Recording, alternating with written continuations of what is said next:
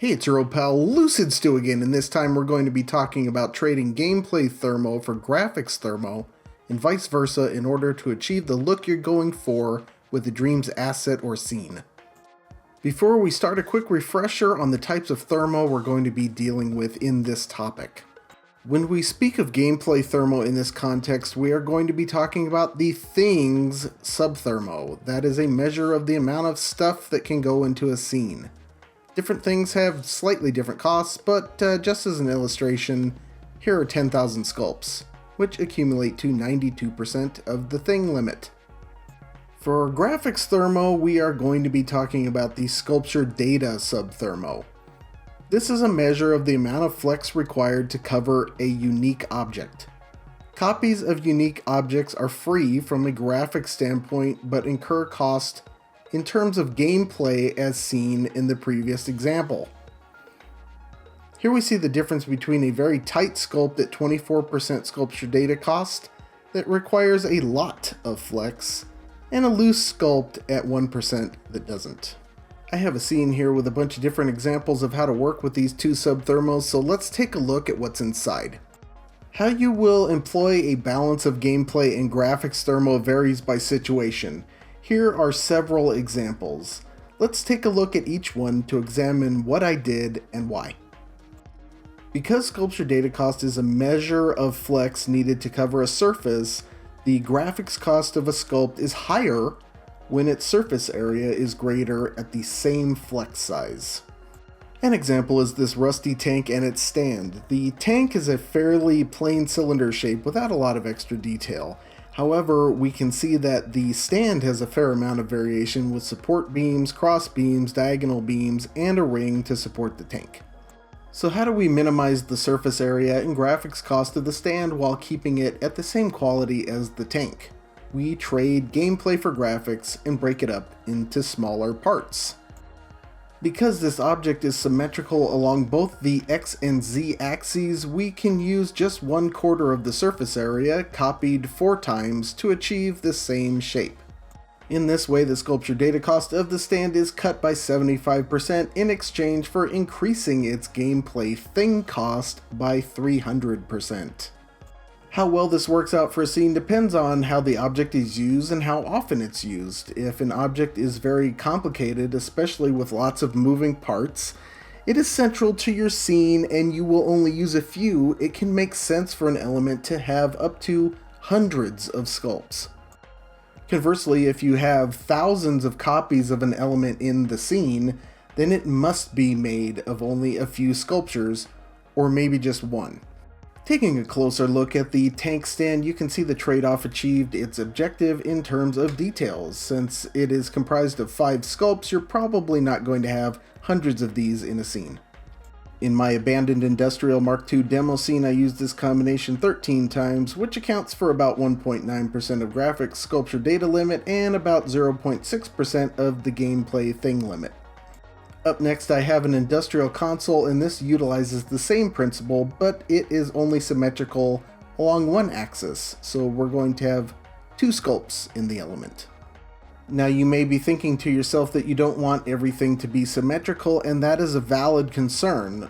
One way to address that is to flip, rotate, or translate copied sculpts within your element like I did here with this industrial grate and walkway.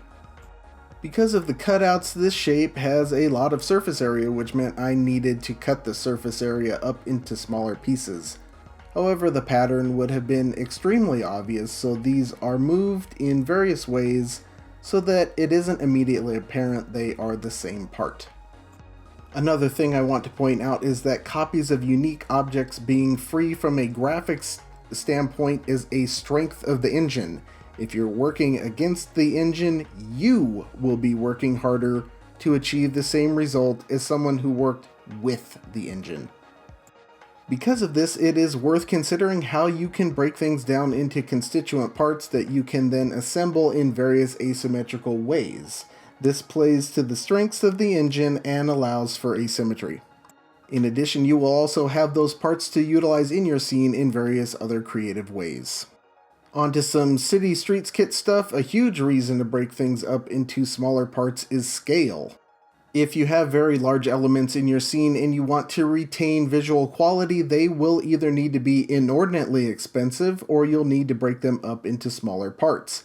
There is also an absolute limit on how big a super graphics expensive sculpt can get before the flecks become too large to match up with smaller objects. You can see here I have achieved this intersection by breaking it up into 12 total sculpt parts, which constitute 2 unique sculpts. As such, I'm able to get the quality of a thing that is about 12 times smaller, and that comes at the cost of 12 times the gameplay thermo of a single sculpt. These also include some paintings to accentuate the road marks. Overall, if you have 100 or so of these intersections in a scene, you'll be looking at a big chunk of scene gameplay thermo, but that's the price you pay to retain detail at scale. I employ the same philosophy in reverse with these building pieces. I want to be able to have lots of buildings in a scene. Because of that, these building parts are large, singular sculpts. Also because of that, they can only get so tight and are fairly expensive from a graphics thermo standpoint at 6%. What I'm doing here is trading graphics for gameplay, purposely making something graphics expensive so I can have many copies at an acceptable quality. Since level of detail in Dreams is automatic, you will find that certain things look okay at a distance that don't look so hot up close. You can take that into account when planning elements or scenes like I've done here. In this instance, I've created a street level building part that is relatively tighter than the building tower sculpt. This is intended to make up for the tower being very large and not so tight. However, the tower is tight enough to be viewed from the distance that the ground level sculpt creates between the tower and the camera. Now you may be asking yourself, doesn't that just rebalance the gameplay that you wanted to gain by making the tower large in one piece? The answer is yes, and now you're getting it. What you're going to accomplish will be full of these types of choices if you're trying to optimize performance and maximize detail. And what you get is similar to the tank and stand that we looked at earlier. If you recall, I had 13 of those in a scene and was out of balance when comparing sculpture data and gameplay thing costs by a ratio of about 3:1. Considering the cost of these buildings and the amount of sculpts involved, you'd need about 100 buildings to be in balance, right? And that's the size of an urban area that I designed the City Streets kit for. One more example, and this is on the extreme side of graphics in favor of gameplay. These pieces are by Shadow Me from the Dreams Guild Victorian collection. Compare this to an entire 4-lane urban intersection and 7-story building at scale, and then realize the gameplay cost of this bookshelf is about 3 times higher. This is accomplished by making it out of a bunch of copies of small accent pieces. Now, why would you do this? Because this is what you have to do to get sharp detail even super close up without a lot of graphics expense. The case may be that you have tons of gameplay to burn and almost nothing on the graphics end. Then this makes sense. The case may be that your scene encompasses a small area. It is very difficult to populate a small area with 10,000 things, so you can go crazy on detail like this. For balance, your gameplay and graphics will be about even with only 2 of these in the scene, so you probably are talking about a relatively small area where this will work best. And notice the method of construction, lots of multi-purpose pieces that can be placed in various other areas of a small scene. All of that brings me to a shift in the discussion from planning and building elements that fit scenes to the other side of the mirror, and that is planning and building scenes that fit the elements you're going to use. This is Dreams Guild Steampunk Showcase by Gentleman Tom. This scene was put together to showcase assets that Dreams Guild made for the Dreams Guild Steampunk and Victorian collections. This was published about a year and a half ago, so with the extra experience of the last 18 months, we probably could have pushed this further, but this is an example of the design philosophy of reusing lots of smaller, tighter parts to fill a relatively small space. We're in third person, but it's difficult to make out any flex in most parts of this scene. Some of the surfaces aren't super complex, but in places, this genuinely looks textured as opposed to a typical Dreams look. If you look closely, you will notice a lot of repeating shapes, but because they are reused for different purposes, it isn't obvious.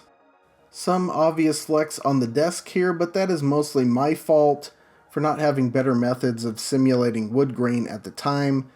The scene is at about 97% graphics, so this desk could easily be tightened up considerably.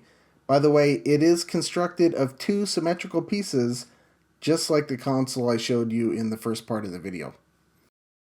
If you take a close look at this hat stand, you'll notice that it is made of the same parts as the bookcase trim and the sconces on the walls. Another example of repurposing lots of small parts that you already have in the scene. The other end of the spectrum is extremely large scenes. In these types of scenes, you have two options. The first option is to have an amount of unique objects that is relatively normal and keep a lot of them fuzzy. The other option is to stick to a limited palette of fairly multi-purpose sculpts like have been laid out here. This is not meant to be beautiful or carefully planned, but merely to illustrate the point.